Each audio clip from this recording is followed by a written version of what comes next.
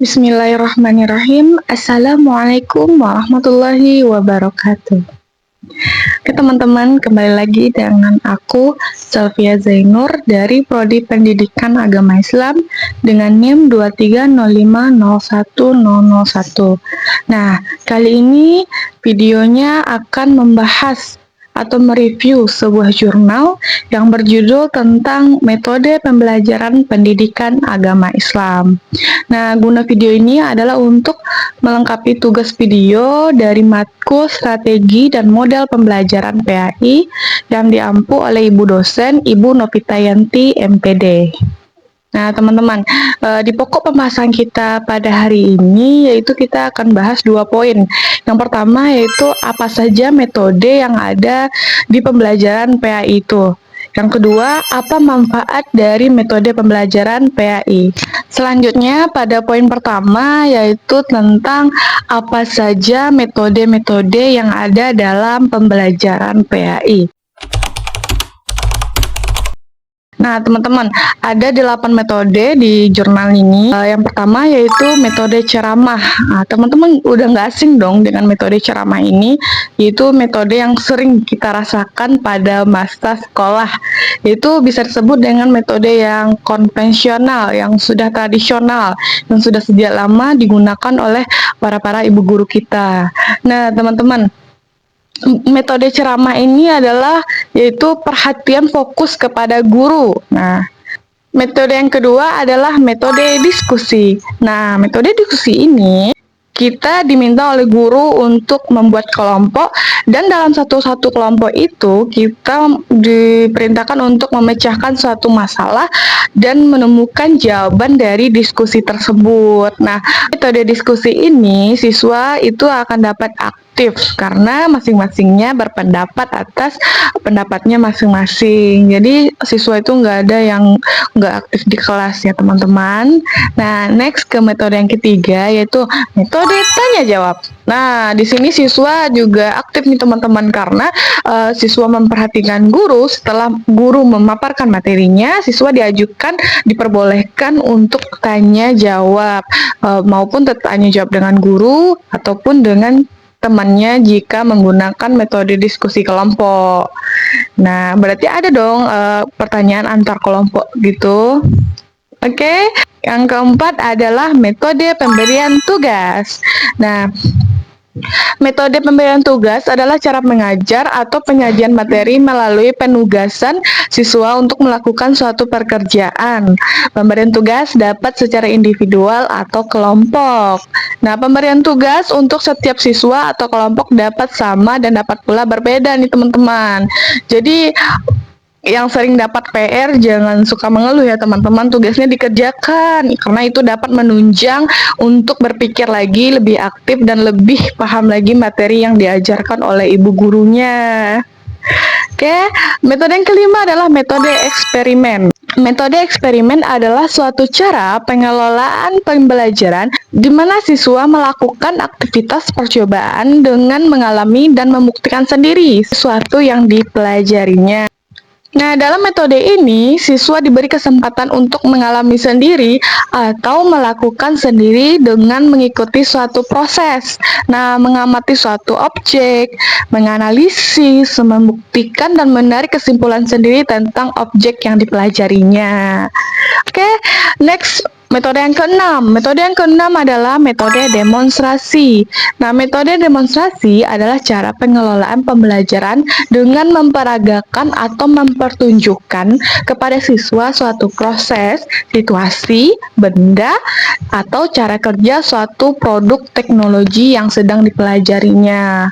Oke, demonstrasi dapat dilakukan dengan menunjukkan benda baik yang sebenarnya model maupun tiruannya dan disertakan dengan penjelasan lisan oleh ibu gurunya.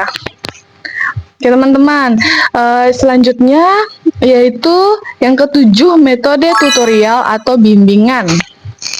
Nah, metode tutorial adalah suatu proses pengelolaan pembelajaran yang dilakukan melalui proses bimbingan yang diberikan atau dilakukan oleh ibu gurunya kepada siswa, baik secara perorangan atau kelompok kecil siswa.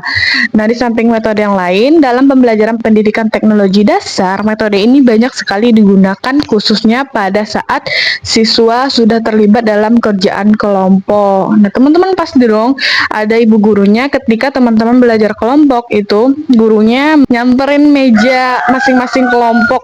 Teman-teman juga bisa bertanya kayak, Bu ini gimana, ini bagian mananya gimana gitu. Jadi ibu gurunya itu membimbing setiap proses pembelajaran siswa. Oke teman-teman, metode yang terakhir yaitu metode yang ke-8 yaitu metode pemecahan masalah atau yang biasa dikenal dengan problem solving. Nah, metode problem solving atau metode pemecahan masalah merupakan metode pembelajaran yang dilakukan dengan memberikan suatu permasalahan yang kemudian dicari penyelesaiannya dengan dimulai dari mencari data sampai pada kesimpulan. Nah, ada 8 metode pembelajaran PAI yang dapat digunakan oleh ibu guru masing-masingnya. Nah, tergantung kepada karakteristik peserta didiknya dan menyesuaikan ya teman-teman. Dari 8 metode pembelajaran PAI ini, banyak juga guru yang mengkombinasikan, mencampurkan metode-metode ini agar materi tersampaikan dengan baik kepada peserta didik. Selanjutnya ke poin kedua, yaitu manfaat dari metode pembelajaran PAI. Nah, ada 4 manfaat yang ada di jurnal ini ya teman-teman. Yang pertama yaitu menolong siswa dalam mengembangkan ilmu pengetahuan, pengalaman, keterampilan, terutama berpikir ilmiah dan sikap dalam satu kesatuan.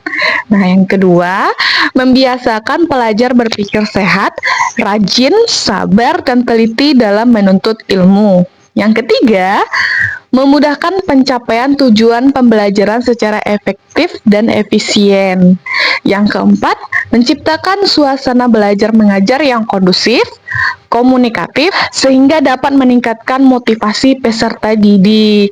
Ada 4 manfaat yang dijabarkan di jurnal ini, teman-teman.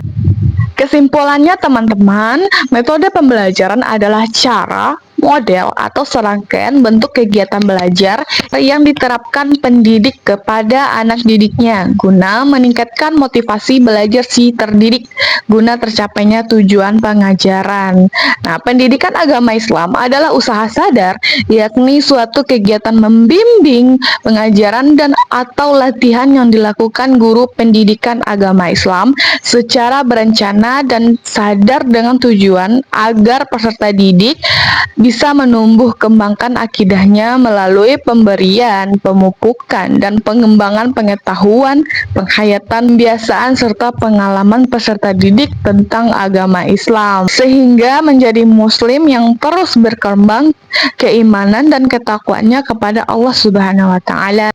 Metode-metode pembelajaran pendidikan agama Islam ini memiliki manfaat bagi pendidik dan peserta didik, baik dalam proses belajar dan pembelajaran maupun dalam kehidupan sehari-hari. Demikian analisis jurnal yang dapat saya sampaikan. Semoga bermanfaat bagi kita semua. Saya akhiri. Wabillahi taufik wal hidayah. Wassalamualaikum warahmatullahi wabarakatuh.